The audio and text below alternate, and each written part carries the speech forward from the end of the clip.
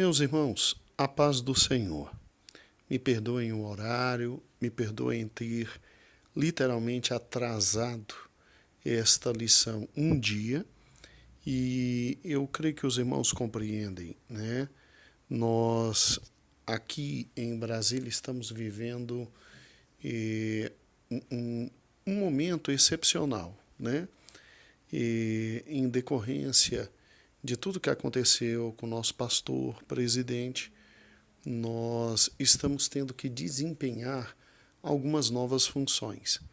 E isso nos retira bastante daquele tempo que tínhamos para nos dedicar exclusivamente à escola bíblica dominical. Então, fora ainda alguns pequenos problemas no computador, e aí atrasamos um dia este estudo. Mas nada que os irmãos não possam, de forma maravilhosa, ministrar no próximo domingo na Escola Bíblica Dominical. Amém? Muito bem.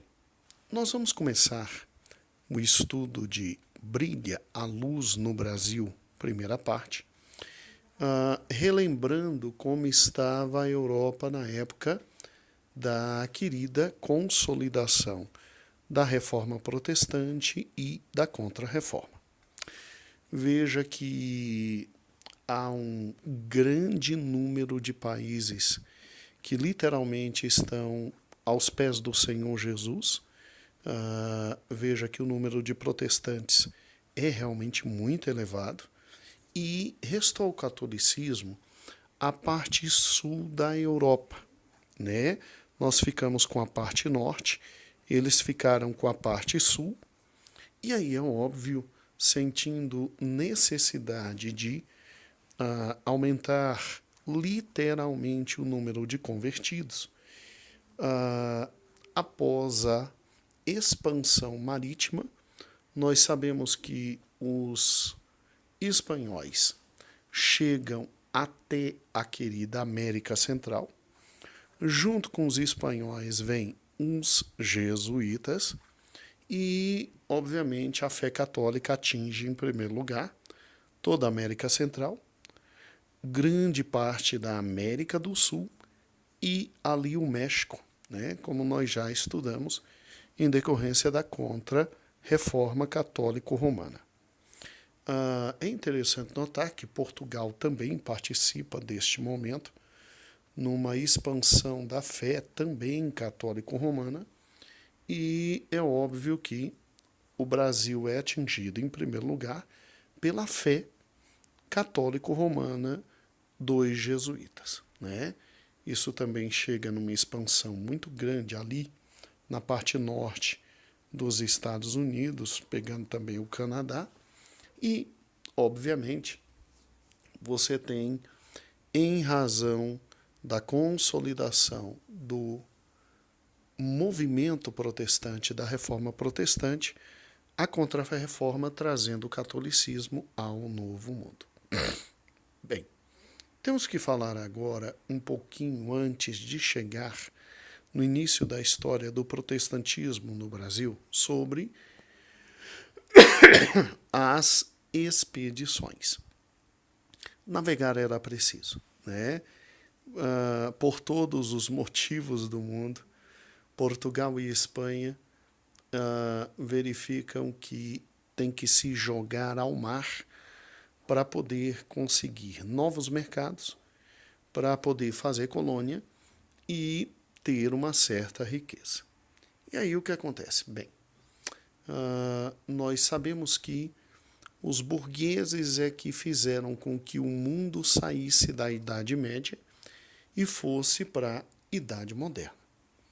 E é muito interessante notar que a burguesia, os comerciantes, eles começam a financiar a construção de navios para que expedições fossem feitas, e, sendo feitas essas expedições, novos povos fossem encontrados. E para quê? Para, obviamente, eles conseguirem comerciar com os novos povos e expandir, obviamente, os seus lucros. A segunda galerinha que estava absolutamente interessada em novos continentes, novos povos, expansão marítima, eram os reis. E a razão era simples. Encontrando novos povos, seria talvez possível estabelecer o que nós chamamos de colônia. E tendo, obviamente, as colônias nas mãos, os reis poderiam expandir seu poder e sua riqueza com a exploração das novas colônias. E nesse arremate inteiro, também estava interessada na expansão marítima a Igreja Católica Romana, que tinha perdido muita, mas muita gente, muito território para protestantes na Europa. Então, se realmente existissem novos povos e novas terras, então a Igreja poderia recuperar a sua grande primazia, seu grande poderio, né? Com a descoberta desses novos povos. Muito bem, os nossos queridos burgueses, os ricos dessa época, então financiam a construção de barcos, escolas de natureza naval, conhecimentos de natureza naval, e Portugal e Espanha se lançam no mundo das navegações. Portugal foi pioneiro exatamente nesse momento, porque foi o primeiro Estado nacional a se lançar no mar, buscando novos países, novos povos onde dominar. E é muito interessante que, quando você olha para Portugal, você vê que eles têm um privilégio geográfico muito grande. Olha onde está Portugal. Portugal está literalmente de frente com o Oceano Atlântico. Não é? E pode, obviamente, em razão dos seus portos, lançar-se ao mar. Deixa eu tornar isso bem mais claro. Eu peguei ali a Península Ibérica e tornei bem grande aqui. Aqui está Portugal, do lado está a Espanha. Portugal está vermelho, laranjado, uma coisa assim. E a Espanha está amarela, né? Olha o litoral de Portugal, meu irmão, que coisa fantástica. Com esse litoral, você tem a cara virada ao mar e você tem a chance de, construindo navios, se lançar ao mar e conseguir fazer o que os burgueses, que nessa época mandam no mundo, fazer o que os burgueses querem, encontrar novos mercados, novos povos para fazer comércio e enriquecerem cada vez mais. Muito bem, Portugal então se encontra numa posição absolutamente privilegiada. Veja Portugal, olha onde ele está, de frente para o mar. E é óbvio, meu amado irmão, que a tendência é Portugal se expandir pelo Oceano Atlântico para, encontrando riquezas, ficar cada vez mais rico.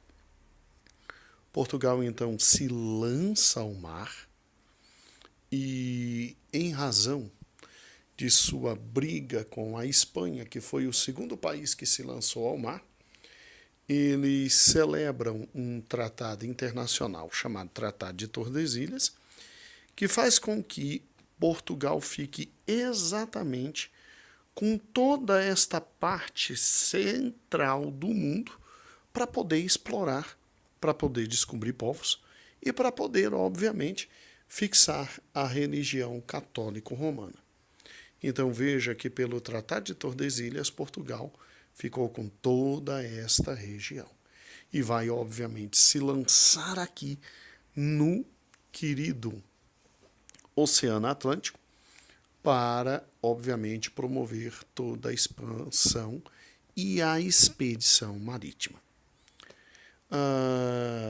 Para isso, historiadores dizem que foi fundado em Sagres, que fica lá no sudoeste de Portugal, uma escola famosa que reuniu os maiores entendidos na época sobre a ciência das navegações e fez com que Portugal se expandisse muito no conhecimento sobre navegação. Olha onde está Sagres. Muito interessante, né? Na pontinha mesmo ali de Portugal. E, pessoalmente, eu não sei se realmente essa escola de Sagres existiu, porque tem muito historiador da história portuguesa que diz que não, que ali naquela pontinha, vou voltar, naquela pontinha, Portugal construiu foi uma fortaleza para a defesa do seu território, que é justamente aqui, a fortaleza de Sagres, né? Bonita. Então, peguei essa foto aqui, onde está o finalzinho ali de Portugal, onde estava Sagres, e ela ampliada exatamente aqui. Muitos historiadores dizem que aí é que foi desenvolvida a escola de Sagres, onde se reuniram os grandes conhecedores de navegação, e daí surgiu toda uma classe de intelectuais que viabilizaram a Portugal o conhecimento de navegação e fizeram com que Portugal saísse na frente, né? Existindo ou não a escola de Sagres, em Portugal foram desenvolvidas técnicas extraordinárias de fabricação de embarcações, novos instrumentos de orientação, como bússolas e etc., e mapas e novas teorias sobre a expansão e a possibilidade de navegar pelo mundo. Portugal se lança ao mar, e Portugal tinha, em primeiro lugar, uma grande finalidade que é importante o seu aluno conhecer. Olha onde estava Portugal, aqui em Lisboa. Olha onde eles queriam chegar. Aqui, nas Índias, principalmente em Calicut. Qual é o melhor meio de chegar aqui? Se você parar e pensar, é pelo Oceano Mediterrâneo. Agora, qual o problema? Portugal estava sentindo muita dificuldade de chegar às Índias, aqui, pelo Oceano Mediterrâneo. Por quê? Em primeiro lugar, a cidade de Veneza e de Gênova eram os principais portos onde se paravam os navios portugueses para continuar a viagem.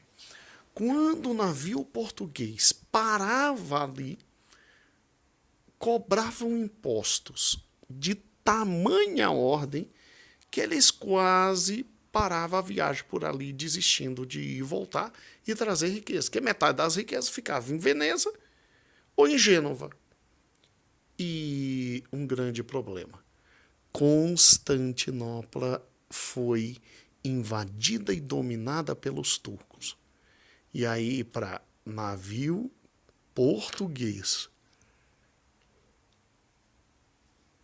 passar, tinha que pagar pedágio para turco. Então, o que eles pensaram? Como é que nós vamos sair de Lisboa e chegar a Calicut, aqui nas Índias, para comprar as especiarias e levar literalmente essas especiarias para a Europa e para vender e ter lucros astronômicos com essas especiarias? Olha o planejamento deles. Exatamente isso. Atravessar todo o Oceano Atlântico, atravessar toda a África para chegar aqui em Calicut. E eles conseguiram fazer isso, devagarzinho conseguiram. Mas qual é o interesse deles lá no Oriente e nas Índias? Em primeiro lugar, as especiarias. Por incrível que pareça, cravo, canela, manjericão, alho, tudo que vinha, gengibre, tudo que vinha ali das Índias, os portugueses levavam e traziam e tinham lucros astronômicos. Segundo lugar, à medida que iam parando, iam conquistando povos na África e ali iam descobrindo ouro e prata. Porque aquele território pelo Tratado de Tordesilhas era deles. E é lógico que eles estavam procurando metais preciosos, porque a Espanha, pelo Tratado de Tordesilhas, tinha ficado com a América Latina praticamente toda e já tinha encontrado ouro no Peru e na Venezuela. E já estavam explorando. Então, os portugueses tinham esperança de explorar também metais preciosos, fora as pratas preciosas e predas preciosas, e fora o comércio riquíssimo da escravidão. Agora, olha que interessante. Então, os portugueses, com muita calma, foram explorando o litoral da África até chegar nas Índias. Primeiro, eles conquistaram a parte celta norte da África. Depois, eles chegaram até o Cabo do Bojador. Depois, eles foram um pouquinho mais e Bartolomeu Dias conseguiu chegar até lá embaixo no Cabo da Boa Esperança. E depois, o nosso querido Vasco da Gama, pela primeira vez, dobrou o Cabo da Boa Esperança, chegou até as Índias e trouxe e levou mas grande quantidade de especiarias, e Portugal começou a literalmente enriquecer. E aí é que entra a nossa história. Porque em 22 de abril de 1500, Pedro Álvares Cabral, que foi um desses grandes navegadores e que tinha a função de ir até as Índias para lá comprar e depois revender os produtos na querida Europa e ganhar muito dinheiro mesmo com Portugal, ele desvia da rota, chega a Porto Seguro e ali verifica que realmente existem terras para serem exploradas por Portugal à luz do Tratado de Tordesilhas. E o que é interessante é que, se você parar e pensar, tudo isso acontece num período de 43 dias. Olha a viagem, que interessante. Então ele vai, dizem que ele errou o caminho, que é uma mentira. Ele sabia que tinha terras aqui na América, veio ver à luz de tudo que determinou o rei português. Tanto é que depois, de forma segura, tranquila, através das bússolas, ele segue o caminho, chegando até as Índias, está vendo aí, e depois retorna. E aí, finalmente, o Brasil entra na história mundial em razão de Pedro Álvares Cabral ter que ir às Índias, trazer especiarias para revender, trazer de volta a Portugal e revender, e o lucro era de mais de 5.000%, e ficamos, obviamente, passou por aqui no Brasil para dar uma olhada, verificar o que tinha, já, obviamente, o cronista de toda a história, os irmãos sabem que foi Pero Vaz de Caminha, já comunicou o que tinha aqui de riqueza, o que não tinha de riqueza, e o Brasil foi descoberto. Aqui está uma foto quando você vai a Porto Seguro. Aqui está um marco do descobrimento. Lá tem muitos guias turísticos que conhecem a história do país. Eles levam a esse lugar. Ali está o marco do descobrimento.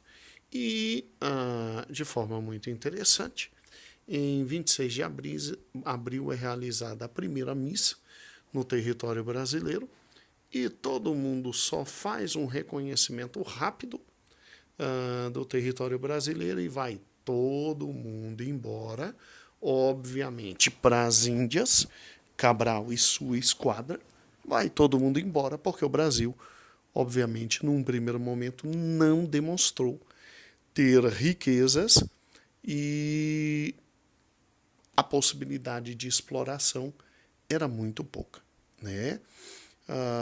Obviamente, as riquezas, a primeira riqueza que tivemos aqui foi o pau-brasil e, obviamente, nosso país absolutamente habitados por povos indígenas e a primeira grande finalidade de portugueses aqui não foi a colonização, foi literalmente a extração do nosso querido pau-brasil, que tinha em rica e abundantemente no litoral brasileiro. E com a exploração dessa madeira, se tinha a possibilidade de fabricar móveis, móveis de qualidade altíssima, e ainda se retirava dessa madeira um extrato de couro avermelhada que era muito apreciado na questão têxtil, na questão de tingir tecidos. Então veja que, infelizmente, quando vieram para cá, vieram com a simples noção extrativista, a noção literalmente de exploração, e verificaram que dava para, pelo menos já no início, implantar aqui feitorias e enviar embarcações sempre para explorar o Brasil. Sempre para explorar. Explorar o quê? O comércio, obviamente, do pau-brasil. Então veja que nos 30 primeiros anos de nossa história, nós fomos literalmente somente pilhados, roubados, né? Porque ninguém estava afim de colonizar o Brasil no início, se a gente tinha a viabilidade de ir para as Índias, lá no Oriente, e trazer as especiarias e as riquezas, e se não tinha de cara ouro, prata e riquezas no Brasil, a única riqueza era o pau-brasil, então a primeira coisa que se fizeram em Portugal foi o seguinte: o rei Dom João, ele simplesmente chamou um judeu português muito rico, chamado Fernando de Noronha, e disse o seguinte: olha, vai, eu te dou o direito de explorar o Brasil. E a sua exploração vai ser extremamente simples. Você vai, extrai o pau-brasil e traz para Portugal. E traz para cá. Nós vamos rachar os lucros, eu e você. Você se tornará arquimilionário e Portugal também terá riqueza. E o Brasil foi entregue a um homem para ser explorado. É lógico que o rei de Portugal envia sempre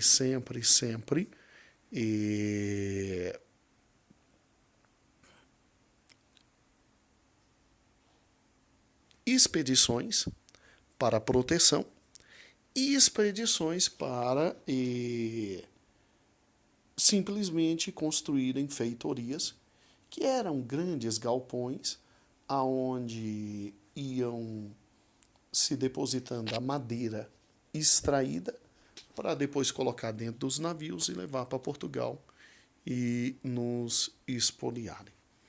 Em 1506, o Tratado de Tordesilhas é ratificado, homologado pelo Papa, que tinha um poder de vida e morte sobre todos, e aí Portugal realmente passou a explorar de forma rápida, terrível, quase acabaram com o pau-brasil, e obviamente os navios que vinham aqui eram somente para expulsar piratas franceses, holandeses e ingleses que aqui também chegaram somente para explorar o pau-brasil. Então nós ficamos durante exatamente os 30 primeiros anos da nossa história, sendo literalmente explorados, irmãos. E não havia viabilidade nenhuma, absolutamente nenhuma, e o governo português só começou a olhar para nossa cara e pensar em colonização quando literalmente não somente ele, Portugal, estava agora distribuindo riquezas, mas também a França, a Inglaterra, a Holanda começaram a ir lá na querida Ásia e trazer riqueza e também começaram a explorar a venda das riquezas, né?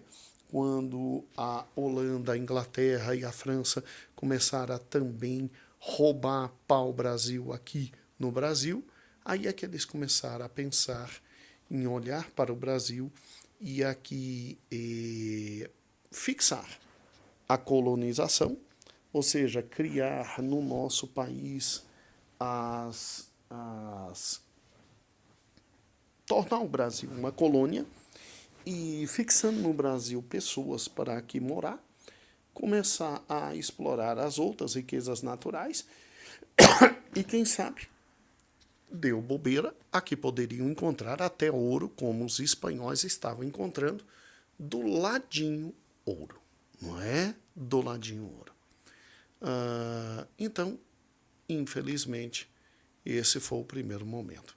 Vieram então para cá os primeiros portugueses, os primeiros padres, os jesuítas, daí porque enviei para os irmãos aqueles vídeos sobre o trabalho dos jesuítas no Brasil, e aqueles vídeos são de suma importância, porque se o irmão desejar já usar nessa lição e falar um pouquinho sobre os jesuítas, já pode falar.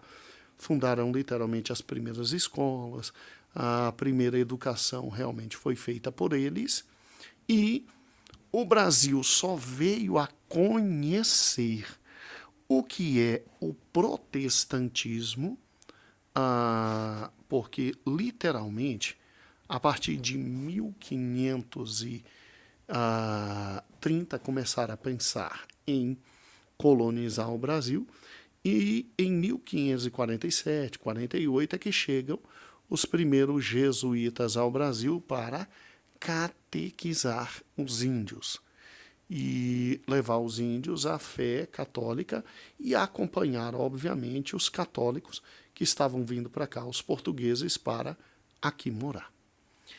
E quando é que o protestantismo começa a pisar os pés no Brasil? Bem, aí aqui começa uma segunda história. Os irmãos devem compreender que não somente Portugal se lança ao mar, a França também se lança ao mar. É interessante notar que o rei francês Henrique I, ele simplesmente brinca com o Tratado de Tordesilhas e ele diz que não conhece o testamento de Adão, ou a parte do testamento de Adão, que resolveu dividir o mundo entre Portugal e Espanha, né? E aí é óbvio que com um dizer desse ele está dizendo, eu vou me lançar ao mar e a localidade que não tiver português e espanhol, eu vou fundar civilizações e colonizações francesas. É isso que ele estava dizendo. E nesse momento histórico surge um personagem muito interessante. O nome dele é Villegagnon, né? Villegagnon. Ele é um general. Um almirante, né? E Villegagnon, ele em 1548, ele atinge o máximo da sua a notoriedade da sua carreira militar servindo à França. E ele começa a divulgar e manifestar publicamente ideias calvinistas. Ele parecia ser um huguenote francês. E ele começou a dizer aos nobres franceses calvinistas que ele desejava se retirar para um país longínquo, onde pudesse livremente servir a Deus, de acordo com o evangelho reformado, ou seja, calvinista, e preparar um refúgio para todos os que desejassem fugir às perseguições. Porque nessa época, a França ainda está dividida, irmãos, entre protestantes e católicos, e existe muita guerra entre protestantes e católicos. E isso acabou caindo no ouvido de Coligny, o almirante Coligny, que nessa época já estava começando a se converter ao protestantismo. E Coligny foi ao rei Henrique II, filho de Francisco I, né, Henrique II, e falou muito bem de Nicolas Villegagnon. E ao falar muito bem de Villegagnon, o rei Henrique passa a ter uma ideia fantástica. Por que não fundar a França ali abaixo dos trópicos, ali na querida Nova Terra, Novo Mundo, descoberto pelos portugueses e espanhóis. E aí a ideia foi: vamos fundar a França Antártica, ou seja, vamos expandir o território francês e ter colônias, explorá-los economicamente, explorar as riquezas. Só que essa foi uma oportunidade que os protestantes franceses viram de ir para um outro local, para uma outra terra, recomeçar a vida sem literalmente ter perseguições. Tal como ia acontecer no futuro não tão distante, com os puritanos ingleses, que viriam depois, anos depois, em 1600 e pouquinho, anos depois, eles iriam para os Estados Unidos, para o Novo Mundo. Os franceses, 100 anos antes, já estavam desejosos de sair da França, porque a perseguição era tão grande, irmãos, que eles queriam sair da França e ir para um outro estado. E eles já sabiam que o Brasil existia. E pensaram em fundar a França Antártica. Então veja que interessante. O rei francês quer expandir os domínios da França. E para isso ele chama esse grande almirante, Villegagnon, entrega para ele 2 grandes barcos, enormes barcos. Entrega para ele pequenos barquinhos para acompanhar e proteger. Entrega uma tripulação muito grande, muito boa. Entrega dinheiro, entrega recursos, para que ele possa, inclusive, chegar na nova terra e simplesmente levantar fortes e fundar ali uma extensão do reino francês. Por outro lado, nós, os protestantes, aproveitamos esta oportunidade, Calvino viu assim, para trazer o evangelho para um novo continente. E para onde Villegagnon resolveu se dirigir? Para o Rio de Janeiro. Porque nessa época, o Nordeste inteiro brasileiro já estava absolutamente tomado pelos católicos. Então, olha que interessante, portugueses católicos. Inclusive, a primeira cidade do Brasil já existia, que era Salvador. Então, eles se dirigiram mais para o sul e Villegagnon chega ao Brasil exatamente no dia 10 de novembro de 1555 e eles chegam no Rio de Janeiro e ali se colocam e passam a viver no Rio de Janeiro. Os 6 primeiros meses de Villegagnon no Rio de Janeiro foram realmente muito difíceis.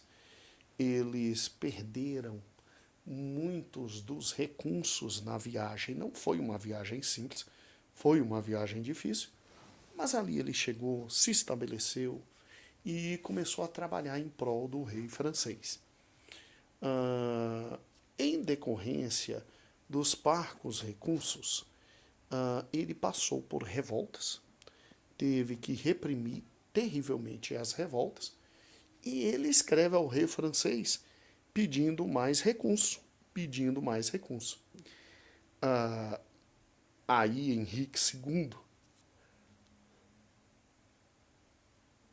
se finge de morto, não ajuda Villegagnon, e aí Villegagnon escreve uma carta à Igreja de Genebra pedindo auxílio, pedindo a salvação, pedindo que envie protestantes, pastores, para ajudá-lo na missão de colonizar a nova terra.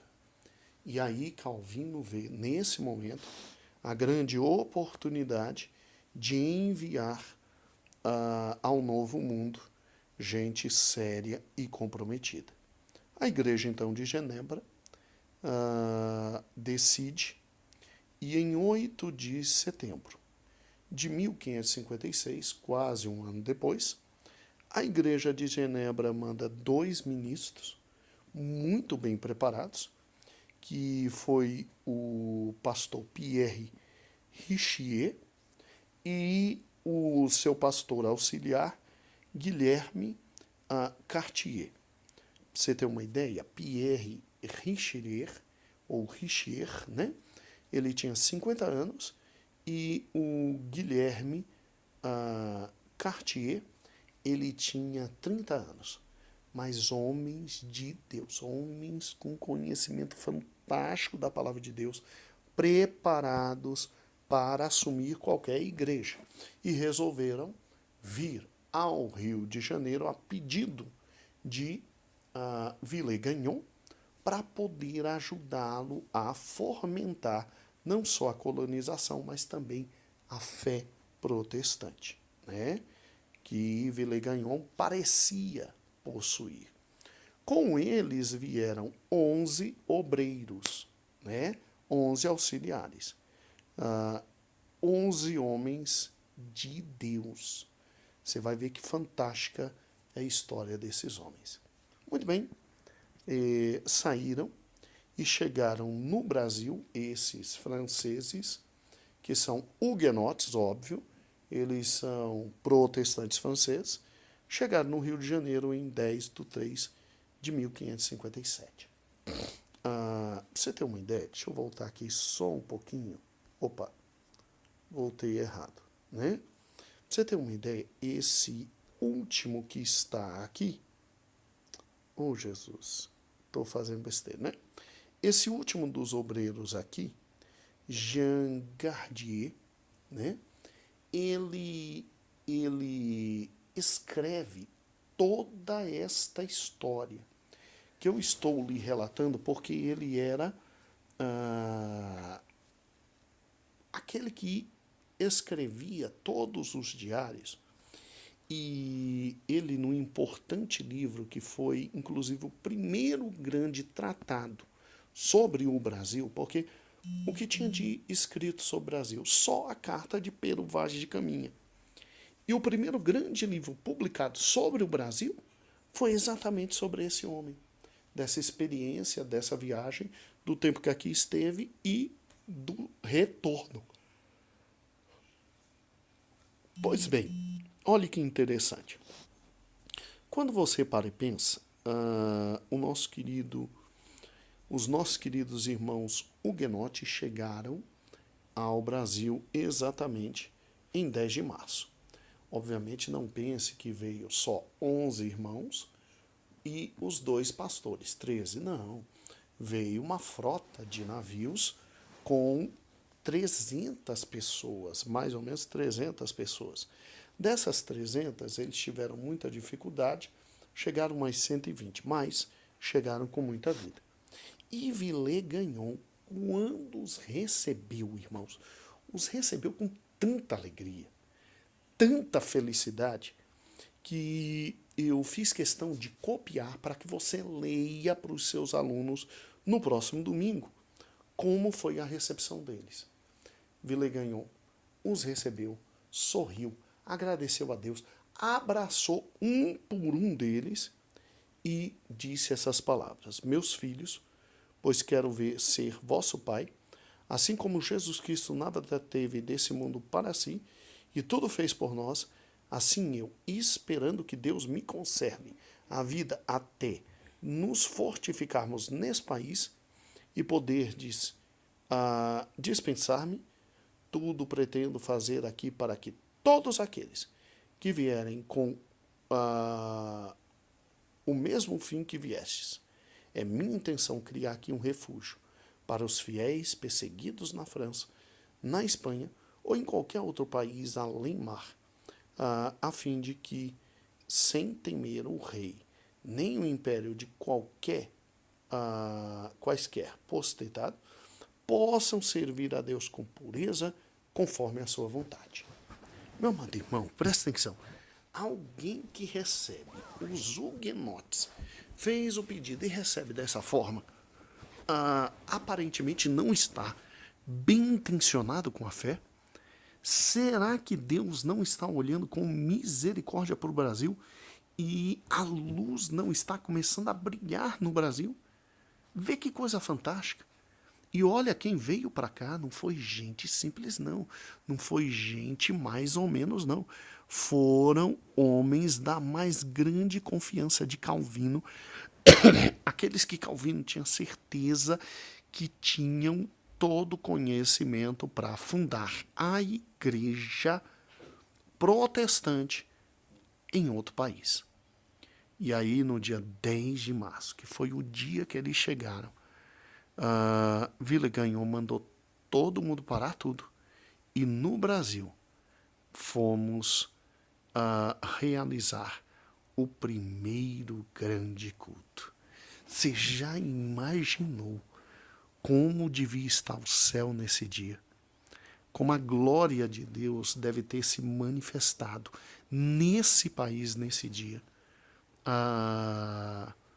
Foi um fato tão fantástico, porque alguns dias depois foi feita a primeira grande Santa Ceia no país,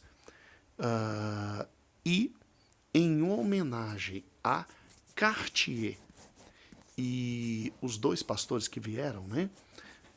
Aqui está uma réplica dos 2 celebrando a primeira Santa Ceia no país. Está literalmente na frente da primeira igreja presbiteriana ali do Rio de Janeiro.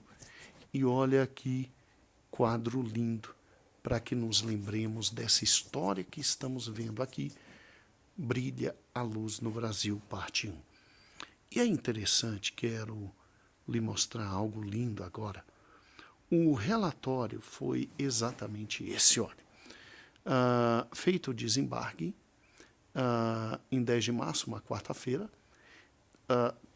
todo mundo foi recebido afetuosamente por Villegagnon, né? E imediatamente foi feito o primeiro culto de ações de graça.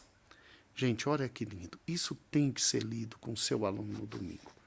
O ministro Richier orou invocando a Deus, em seguida cantaram o Salmo 5, né?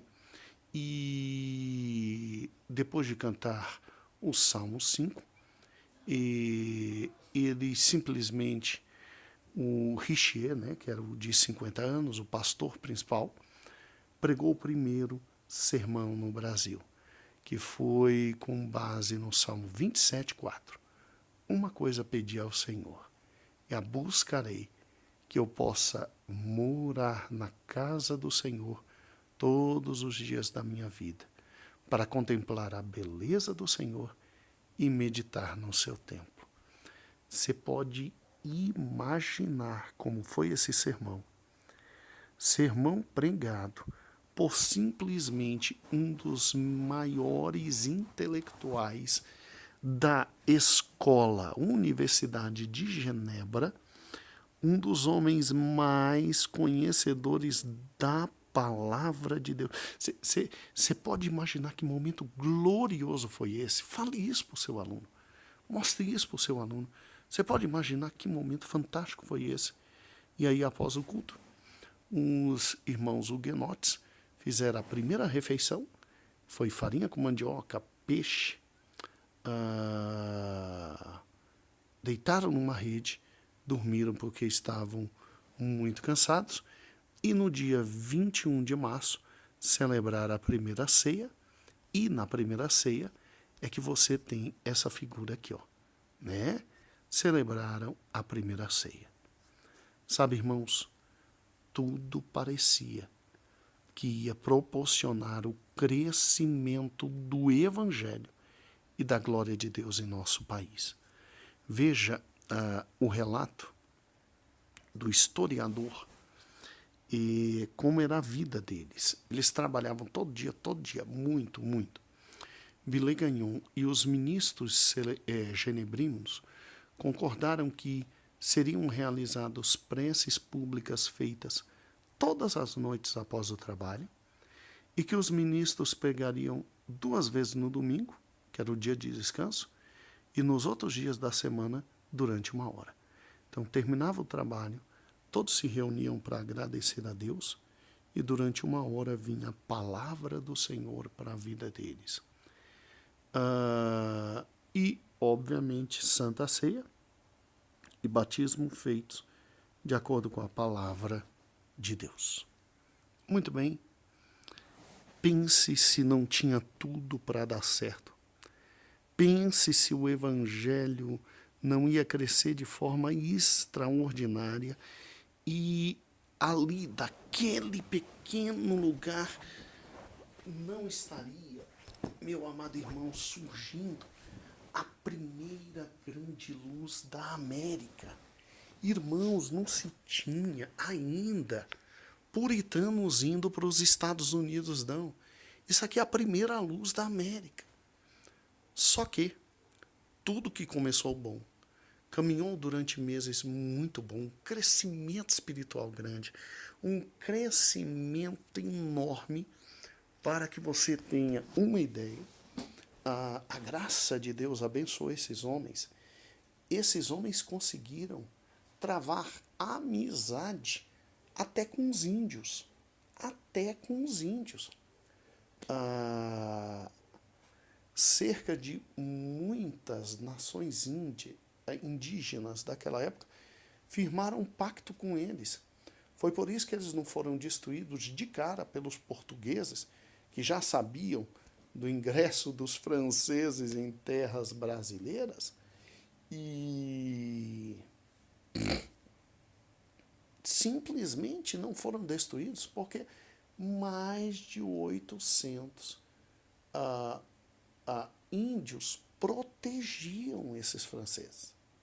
Sério. Mas Villegagnon, que começou muito bem, de repente, irmãos, muda inesperadamente. Como assim muda inesperadamente? Vamos lá. Villegagnon tinha trazido com ele em seu barco 3 protestantes e 2 católicos. Essas 5 pessoas constituíam aquilo que ele chamava de Conselho dos Notáveis. E um dos católicos que ele trouxe foi esse Jean Conti, que era simplesmente um homem de conhecimento muito grande, tanto é que era doutor de Sorbonne, Universidade de Paris. E esse Jean de Conti, ele começou a brigar e discutir com o grande pastor que foi enviado por Calvino, Pierre Richier, né? E qual foi o problema? O problema foi o seguinte: Jean Coté começou a falar que Pierre Richier não estava ministrando a ceia como tinha que ministrar. Que estava errada a ceia, óbvio, né? A gente não é católico, a gente não vai falar que na ceia tem a transubstanciação. E aí isso trouxe um problema sério, uma briga séria. E Pierre Richier respondeu a Jean Coté com a palavra de Deus. Com a palavra de Deus. E aí colocou um ódio muito grande no católico, porque uma briga direta de católico protestante, principalmente nessa época, não sobrava nada do católico à luz da palavra de Deus, era de dar dó. Muito bem, o que aconteceu? Esse homem, que era muito próximo de Villegagnon, começou a colocar besteira na cabeça de Villegagnon, dizer que a atuação do pastor protestante estava em desconformidade com a Bíblia e que Deus ia pesar a mão. Não deu outra. Villegagnon ficou do lado de Cogné, Jean Cogné, e simplesmente começou a tomar posições contrárias a Pierre Richier. A coisa foi tão séria, irmãos, tão séria, que Pierre Richier é o pastor mais velho. O Cartier, que é o pastor mais novo, teve que, nesse momento histórico, voltar para Genebra para poder consultar Calvino, para Calvino resolver essa polêmica. É mole? Só que até Cartier voltar, o que aconteceu? Villegagnon simplesmente recebeu cartas secretamente do cardeal de Lorena. E o cardeal de Lorena disse para Villegagnon: vamos parar com essa palhaçada de você estar simplesmente defendendo a fé desses protestantes. Porque aqui em Paris, aqui na França, nós estamos destruindo todos os protestantes. Então dá um jeito de parar com essa história. Nós estamos destruindo os protestantes. Teve inclusive aqui o massacre de Vassy. Então vamos parar com essa palhaçada. Tá? E aí Villegagnon começou a ficar com muito receio, muito medo.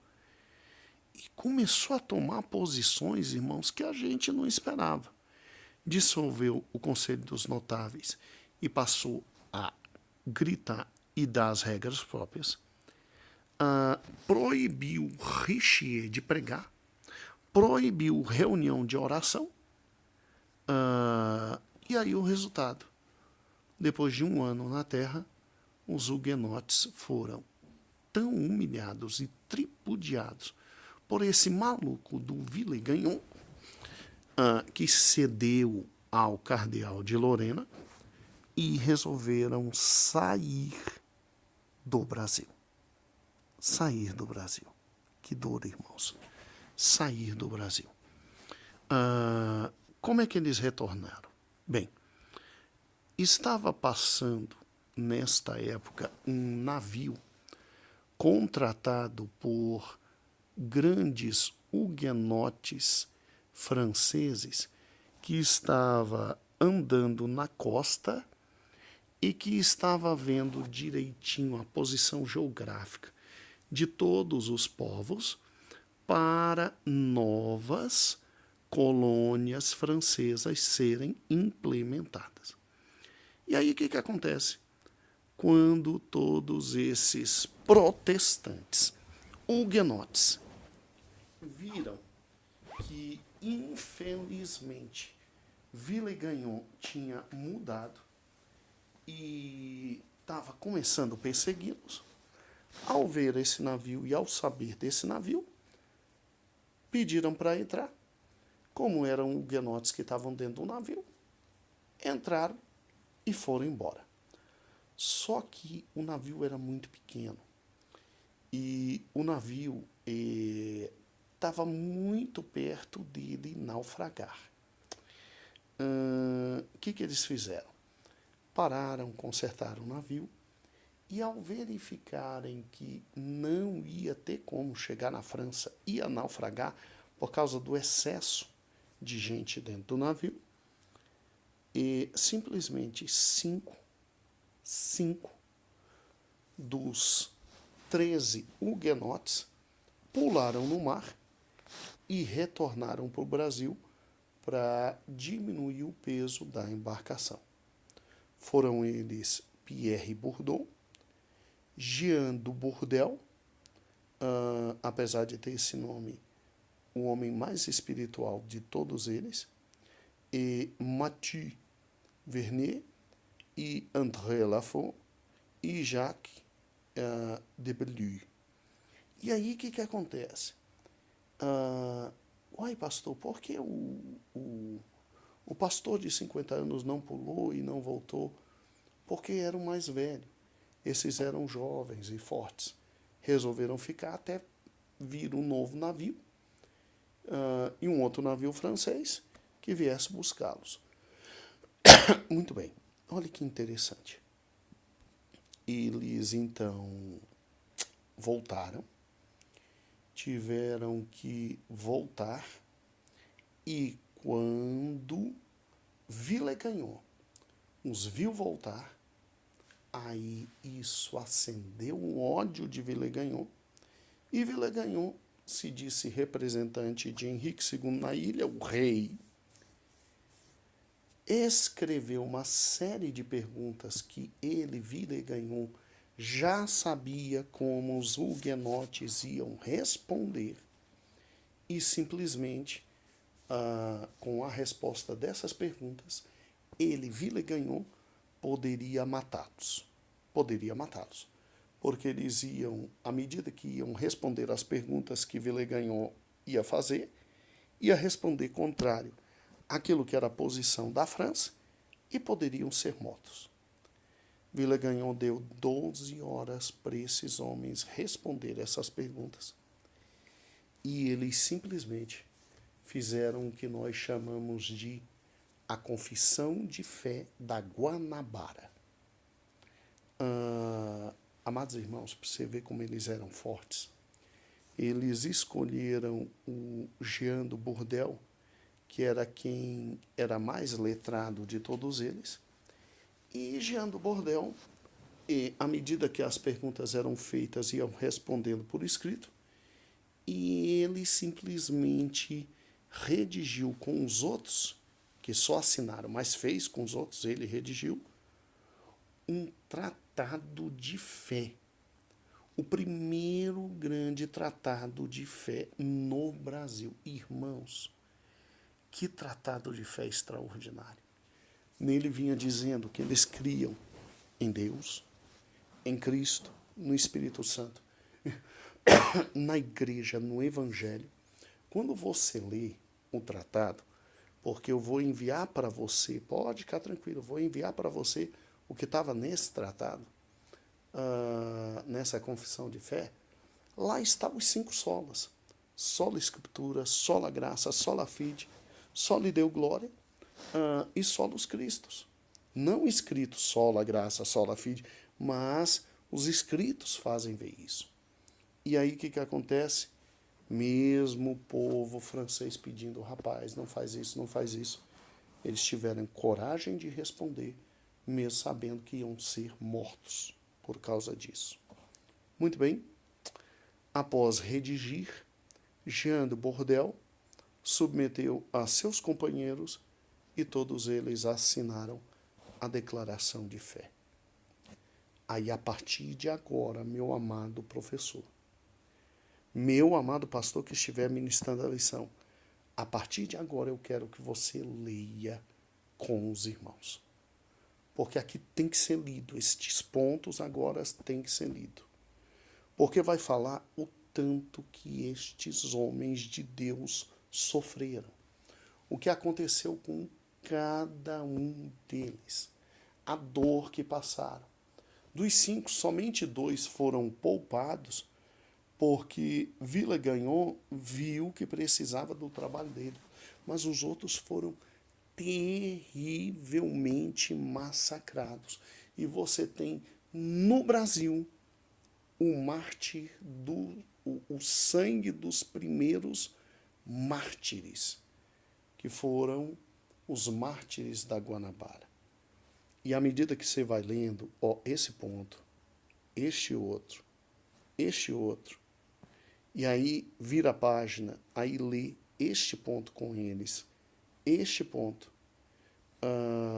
e este ponto, principalmente este último aqui a morrer, que foi o Bourdon, que ele estava doente, depois foram à casa dele pegar e etc. Olha, irmãos, lágrimas com certeza virão. E aí você vai terminar a lição dizendo, olha, a primeira tentativa da luz brilhar no Brasil veio e o diabo tentou apagar e ofuscar. Mas a porta que o Senhor abre, ninguém pode fechar.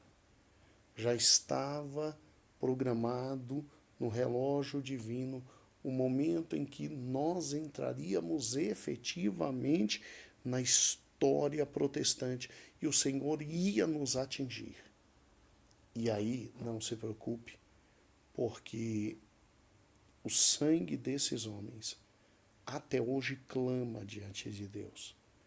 E foi por causa do amor desses homens, da verdade desses homens, do sangue desses homens, que o Evangelho começou no Brasil. E se o diabo, meu Deus do céu, tentou nos fazer calar neste início, ele venceu a primeira batalha, mas a guerra não. Hoje nós temos no Brasil muitas igrejas. E eu preciso que você leia essas 2 páginas, passar de novo, essas 2 páginas. Quando chegar aqui, leia, é fundamental ler. Agora, é óbvio, leia várias vezes em casa, até para na hora você ler com mais fluidez, mas leia com calma, leia com amor. Você vai ver os olhinhos de cada um deles enchendo de lágrima. E os seus também. Eu, quando estava preparando essa lição, eu senti muito a presença de Deus e senti muito da graça do nosso Deus, irmãos. Como estou sentindo agora. E como você vai sentir na hora de aplicar a lição. O teu aluno vai ficar absolutamente chocado com a força destes homens e o poder desses homens de resistirem. E aí você coloque no coração deles.